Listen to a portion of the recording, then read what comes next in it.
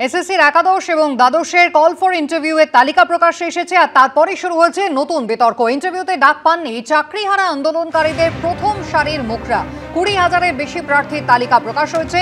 একাদশ দ্বাদশের শিক্ষক নিয়োগের তালিকা প্রকাশ। ইন্টারভিউয়ের আগে ভেরিফিকেশন করা হবে যে তালিকায় নাম নেই চাকরিহারাদের একাংশের।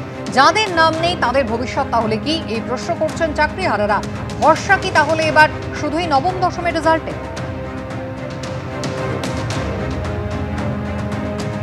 একাদশ দ্বাদশ শ্রেণীর বিশেষ করে এডুকেশন এরকম অনেক বিষয়ে আছে যারা যোগ্য শিক্ষক ছিলেন তারাও কিন্তু ডাক পাননি। তাহলে তারা কি অযোগ্য হয়ে গেল?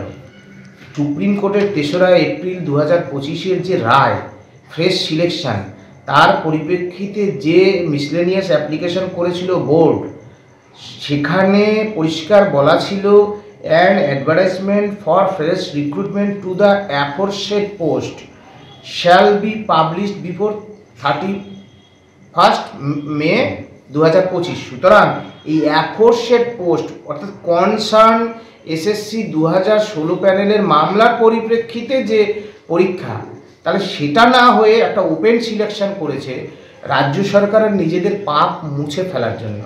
সুতরাং স্কুল সার্ভিস কমিশনের বিবৃতি দাবি করব।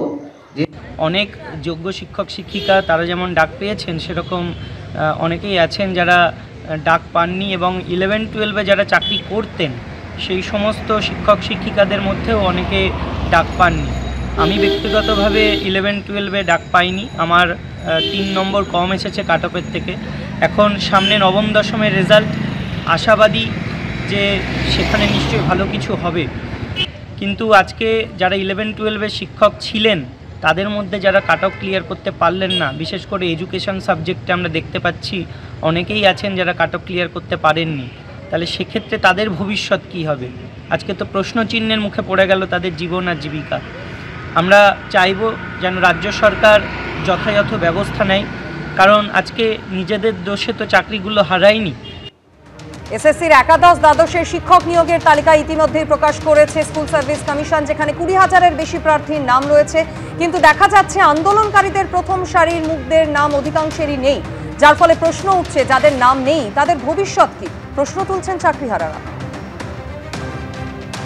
এখনো অনেকটা পথ পেরোতে হবে।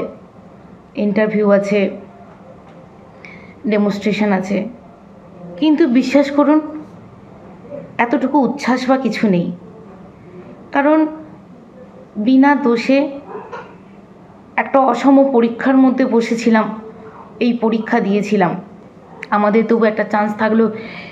জানি না ইন্টারভিউ আর ডেমনস্ট্রেশন দিয়ে পাবো কি না, কিন্তু যারা কাট অফটাই ক্লিয়ার করতে পারলো না তাদের কি হবে? তাদের জন্য কি সরকার ভাববে? তাদের জীবন কি করে চলবে? 31 ডিসেম্বরের পর তাদের জীবন কি করে চলবে?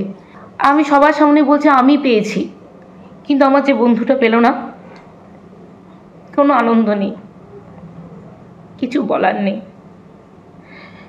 সরকার দেখুক নিরপরাধ মানুষরা শাস্তি পেলে কতটা কষ্ট হয়, আজও তারা লড়ছে।